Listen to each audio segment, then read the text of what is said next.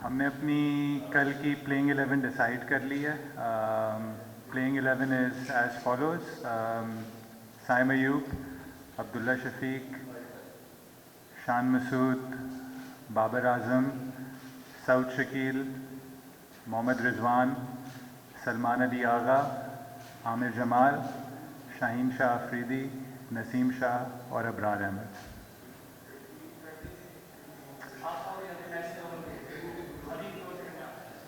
कर दूँ? श्योर, कर देते हैं, चलें कर देते हैं। आई होप मुझे याद रहे।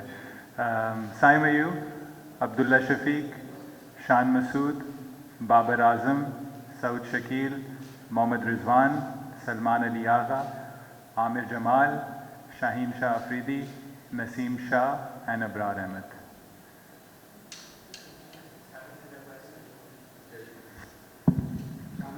अस्सलामुअलैकुम शान, स्टोक्स के बगैर इंग्लैंड की टीम कितनी वल्नरेबल है? You think they will stroke less fire in the absence of Stokes? और जो श्रीलंका ने रास्ता दिखाया हमें ओवल टेस्ट का, क्या उस पर कैपिटलाइज हो सकता है?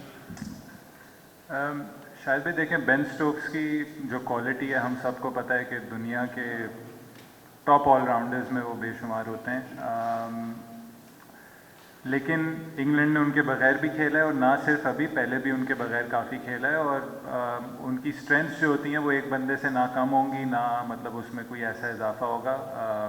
अगर आप उनकी प्लेइंग 11 देखें, काफ़ी बैलेंस्ड है। उनके पास ऑलराउंडर्स हैं जो बैटिंग भी करते हैं, 2 स्पिनर्स भी खेल रहे हैं। जो रूट एक एक्स्ट्रा ऑप्शन देती है स्पिन में, 3 फास्ट बॉलर्स हैं, बैटिंग डीप है। तो जी, उनको लॉस इंडिविजुअल का ज़रूर होगा, लेकिन फिर भी 11 की साइड है, 16 का स्क्वाड है, काफ़ी कंपेटिटिव है। तो श्रीलंका ने कुछ चीज़ें दिखाई, लेकिन देखें ये कंडीशंस कम्प्लीटली डिफरेंट हैं। पाकिस्तान में सीरीज़ हो रही है।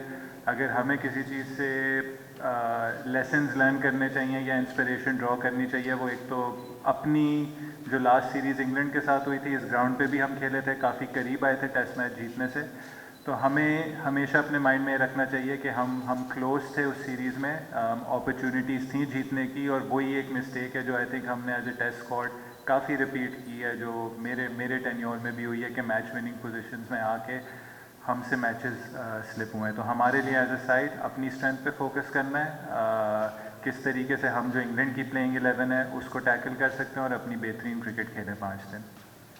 कप्तान Gauhar Sheikh, correspondent SG news. England ने हमने देखा है कि टेस्ट में जो है एग्रेसिव क्रिकेट खेलता हुआ आ रहा है, और यही उनकी जीत की वजह भी बन रही है। तो इस हवाले से क्या प्लान बनाया है पाकिस्तान ने, और किस तरह से आपके हवाले से क्या अप्रोच होगी? देखिए, हमें उनका स्टाइल पता है कि उन्होंने किस स्टाइल से क्रिकेट खेलनी है, but at the end of the day हम क्या कर सकते हैं उसको टैकल करने के लिए, हमारी क्या स्ट्रेंथ्स हैं। हमें लगता है कि हमने अपनी प्लेइंग 11 में भी एक क्लैरिटी रखी है, कंडीशंस देखते हुए, ऑपोजिशन देखते हुए। आज हमने इसलिए साइड अनाउंस की है क्योंकि हम अपने माइंड में क्लियर हैं कि ये एक बेस्ट 11 है, ये एक हमें बेस्ट बैलेंस मिलता है। अगर एक आध चीज़ पिन पॉइंट कर सकूँ, आमिर जमाल के आने से हमें सीम डिपार्टमेंट में हमें एक एज मिलता है, प्लस उन्होंने अपनी बैटिंग कैपेबिलिटीज़ भी दिखाई थी ऑस्ट्रेलिया में। और बाकी हमने कोशिश की है कि हम ज़रा सी अपनी प्लेइंग 11 में कंसिस्टेंसी रखें, मौका दें, क्योंकि ये वो इंडिविजुअल्स हैं जिन्होंने पहले भी परफॉर्म किया हुआ है, पाकिस्तान को मैचेस भी जिताए हुए हैं। और बस एक एज ए साइड क्लिक की बात है कि एक हम अच्छा इधर स्टार्ट लें जो हमें as a side test side momentum दे सकती है। अच्छा शान, बड़ा पॉजिटिव नज़र आए हैं आपने आज प्लेइंग 11 का भी ऐलान कर किया है।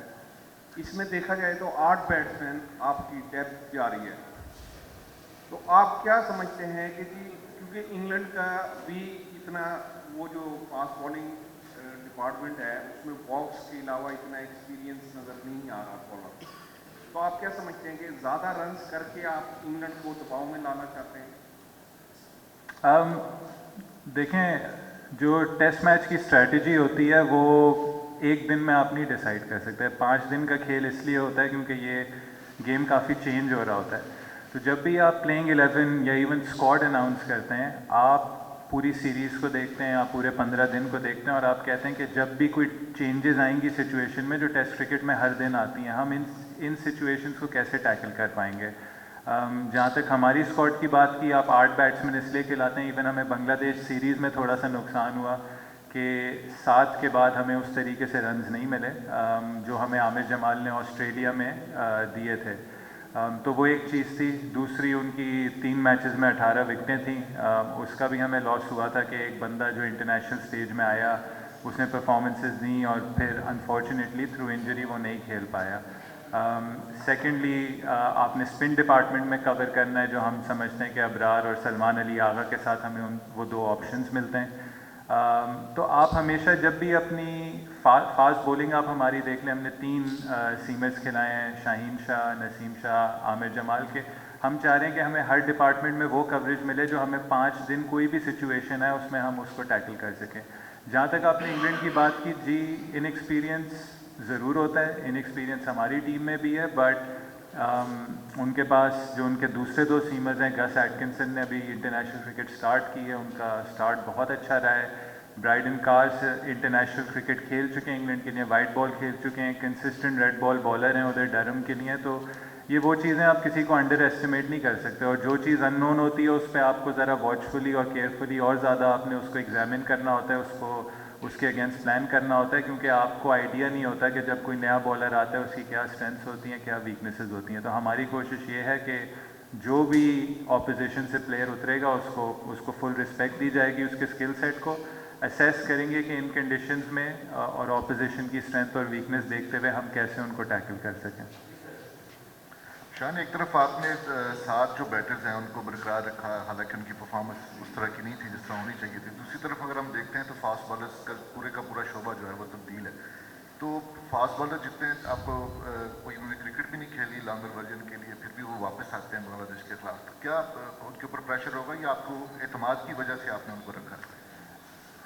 सोहेल भाई, इसमें थोड़ा सा डिफरेंटली देखना होता है बैट्समैन को, स्पेशली फास्ट बॉलर्स को। बैट्समैन की ऑब्वियसली यही थिंकिंग है कि कंसिस्टेंसी रहे सिलेक्शन में, उनको मौके दें, और कुछ चीज़ें अच्छी भी हुई हैं बांग्लादेश सीरीज़ में। जो दोनों हम पहली इनिंग्स खेले हैं बांग्लादेश में, टॉस हार के, मौसम बारिश हुई थी दोनों पहले दिन, उन कंडीशंस में जाके हमारी जो बैटिंग थी उन्होंने जो पॉजिटिव चीज़ की थी, दोनों इनिंग्स में अच्छा स्कोर एक पुटअप किया था जो फर्स्ट इनिंग्स टोटल थे। जी, जहां हमने एज अ बैटिंग यूनिट गलती की वो सेकंड इनिंग्स में थी। सेकंड इनिंग्स में ऐसे कोलैप्सेस हुए कि जिसने हमें जो मैच हारने की सिचुएशन था उसमें हम अपने आप को एज अ बैटिंग यूनिट ले आए। बॉलर्स को थोड़ा डिफरेंटली देखना होता है, कंसिडरिंग के बॉलर्स के वर्कलोड्स क्या हैं, आगे क्रिकेट क्या है। अगर आप देखें इस सीरीज़ के बाद भी शाहीन है, नसीम है, मे बी आमिर जमाल हैं, इनको मे बी शायद वाइट बॉल क्रिकेट भी ऑस्ट्रेलिया में जो वनडे 5-6 दिन बाद वो भी खेलना होगा। तो बॉलर्स की थोड़ी सी, आप फास्ट बॉलर्स की थोड़ी सी आप उसमें रोटेशन लाते हैं, पॉलिसी में रोटेशन लाते हैं। स्पिनर्स पे आप फिर भी कंसिस्टेंट रह सकते हैं, जैसे अबरार लास्ट टेस्ट मैच खेला, हमें लगा कि उसी को ये टेस्ट मैच खेलना चाहिए। फास्ट बॉलर्स की बहुत सारी ऐसी चीज़ें होती हैं, इंजरीज़ होती हैं, वर्कलोड मैनेजमेंट होती है, जिसमें रोटेशन थोड़ी सी बेहतर होती है, और हमें लगा कि शाहीन और नसीम को एक थोड़ा सा ब्रेक मिला, बट ब्रेक भी ऐसा मिला जिसमें वो इन टच रहे अपनी स्किल के साथ, कि उन्होंने चैम्पियंस कप खेला।